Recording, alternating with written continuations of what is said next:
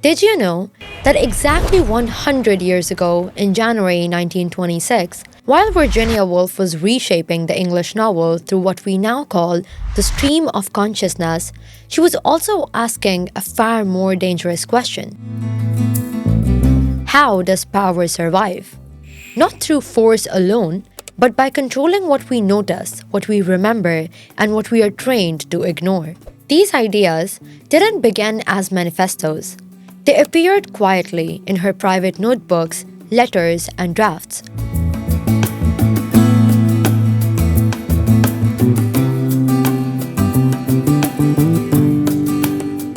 And from there, they traveled far beyond England. They reached writers in colonial India, people questioning empire, patriarchy, and history itself. Their history is a lie to justify their rule.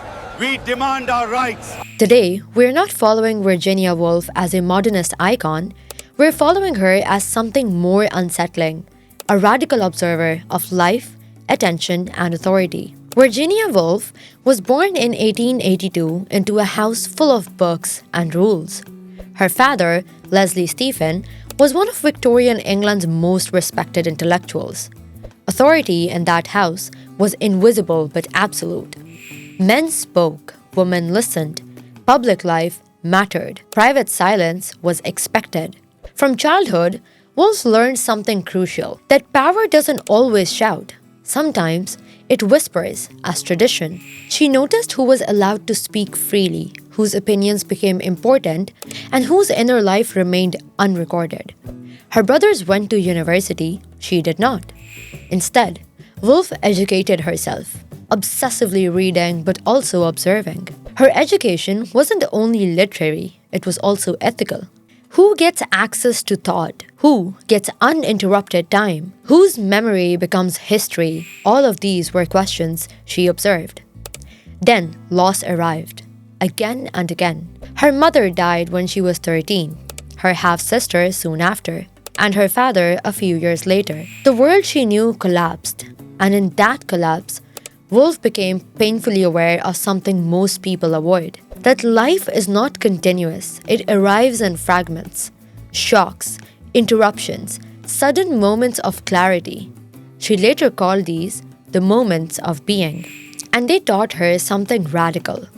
What we notice or fail to notice shapes meaning itself. By the early 1910s, Woolf began to feel that the English novel was dishonest, not immoral, but dishonest. Victorian realism showed life as society wanted it to appear. Marriages, incomes, social order, but real life, Woolf argued, didn't move neatly from breakfast to dinner, as she wrote in her letters.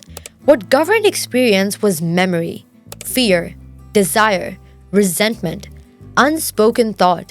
None of this fit easily into linear plot, so she made a bold decision. She would write not events, but consciousness itself. This became the stream of consciousness. But for Woolf, this wasn't a stylistic experiment, it was an ethical one.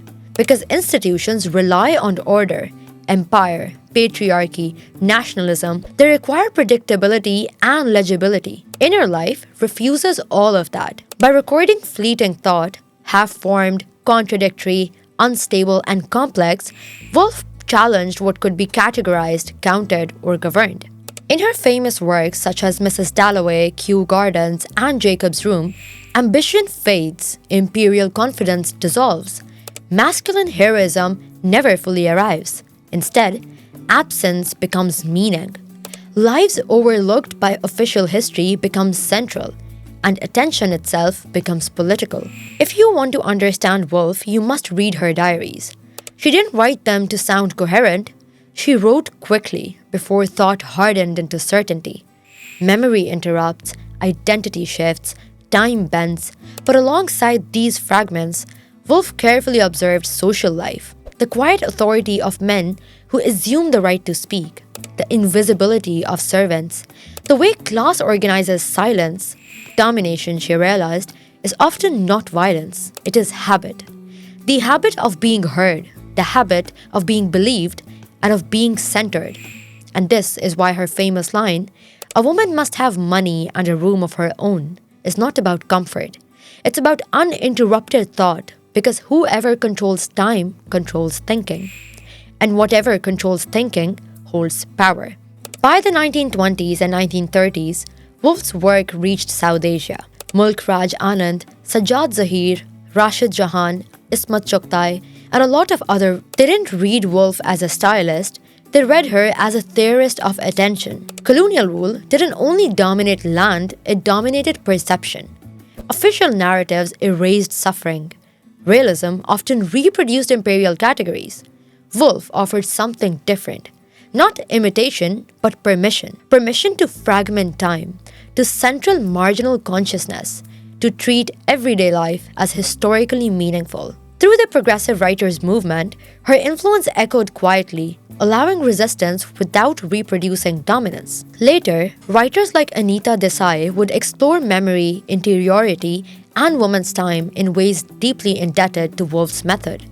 Not copying her voice, but inheriting her way of seeing. One of her most famous works, To the Lighthouse, makes Woolf's vision unmistakably political. A family visit stretches across decades. Deaths occur in parentheses. War happens offstage. History continues. Indifferent.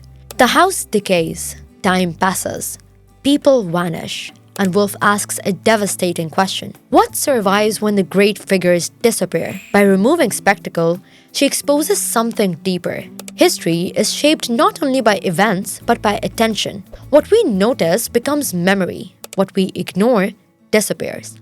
Time itself becomes political. Woolf's feminism was never about slogans. In Three Guineas, she questioned politics itself.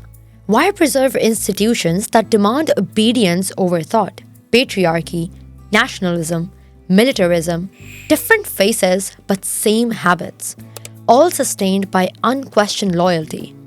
Her response was not heroic confrontation, it was skepticism, withdrawal, refusal, and to observe carefully without being absorbed. For Woolf, attention itself was resistance, quiet, persistent, and destabilizing. The 1930s darkened her world. Fascism rose, war returned, intellectual life narrowed. Her sensitivity, once that was generative, became unbearable. Yet, even then, Woolf continued to observe. She understood that some historical moments destroy the conditions for sustained thought, but witnessing still matters. In 1941, overwhelmed by illness and despair, she ended her life. But her final writings do not show surrender. They show method, that attention held until the end. Virginia Woolf once wrote, "Examine for a moment an ordinary mind on an ordinary day. In that ordinary mind, authority weakens, certainty fractures, domination loses its narrative."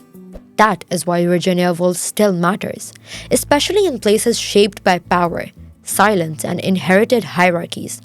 Not as a monument of modernism, but as a method, a way of seeing, a way of thinking, and a quiet form of resistance that begins with one question: what am I being taught not to notice?